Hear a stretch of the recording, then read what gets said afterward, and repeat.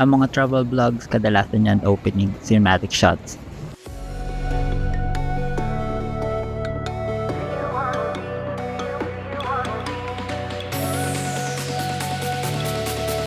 Ako, diretso tayo sa totoong struggle.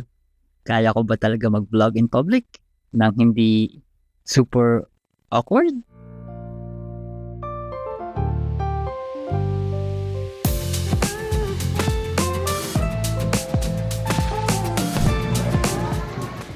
This Hong Kong trip is not just about travel. Hindi lang siya travel video. It's a test in a way kung paano ko ba gamitin yung gimbal, yung mic, and syempre testing din natin kung kaya ko ba talaga magsalita in public habang may mga nakatingin. Kung nakasubukan na mag-vlog, for sure gets mo yung feeling. Kung hindi pa, I'll ask you, kaya ba magsalita in camera in public? Comment din kayo below. Curious tayong lahat.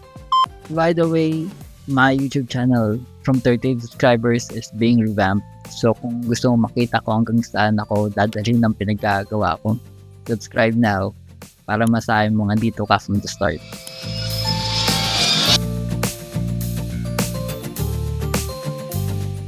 Step 1, gear check.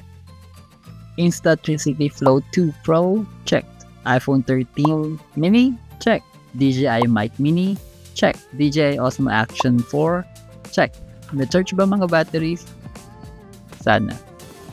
You might think medyo weird yung combination ng gears ko, but I will try and explain that sa separate now gear videos. Okay. Test run tayo. Gimbal stabilization, mic audio, roto, walang edit. So, ano sa tingin nyo? Tunog vlogger na ba tayo? Pero bago ako magutom at magugas ng pera sa airport prices, dumami muna ako sa Lawson. Mas mura kaysa sa loob ng airport. Quick hack, kumain muna kayo bago mag-check-in. Tipid points yan.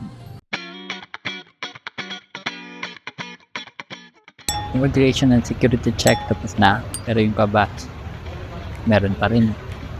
Every time na nilalabas ko yung camera, ramdam ko yung tingin ng mga tao. Hindi pa nagsasalita yan. Pero naisip ko kung hindi ko sisimulan ngayon, kailan pa? At dahil dyan, napabili pa rin tayo ng kape sa airport. Cheers! Kape sa airport, 75 pesos. Take note, 3-in-1 lang yan na San Mig coffee. First time mag-Cathay Pacific, kaya excited sa seat console. May movies, pero hindi mahanap ang audio jack. So, pasimple lang tayo kape muna habang nag-investigate saan ikakabit yung audio jack.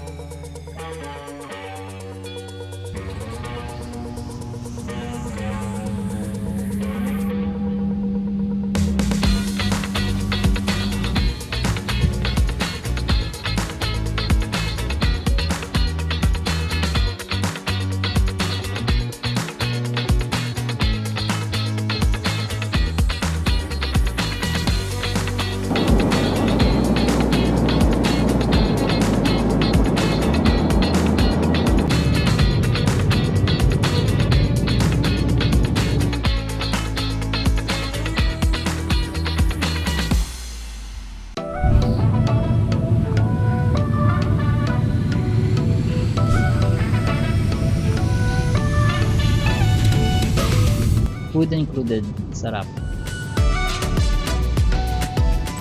Pero highlight talaga yung landing cam sa plane.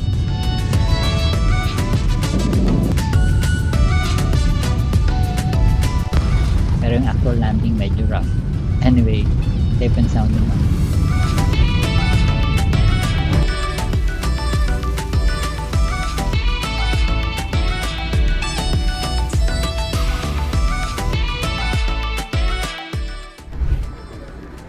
Immigration sa Hong Kong, ang bilis lang. Basta huwag nyo lang kalimutan yung maliit na paper na ibibigay nila.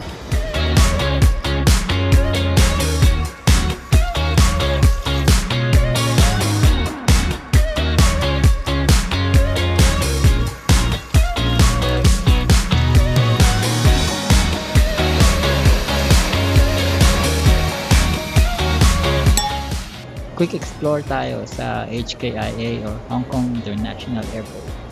Ang laki rin, sobra.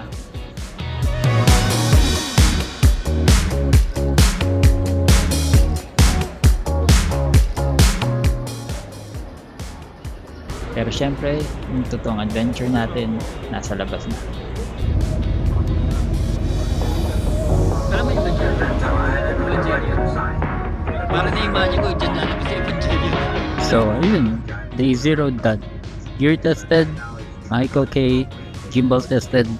Ako, medyo cringe pa rin sa talk ng public. Pero, okay talaga yan yung process. Kaya nga ni-revamp natin itong channel. Kung bago ka dito, subscribe and watch ang mga kasunod na adventures. This full journey is about going from 30 subscribers to God knows where.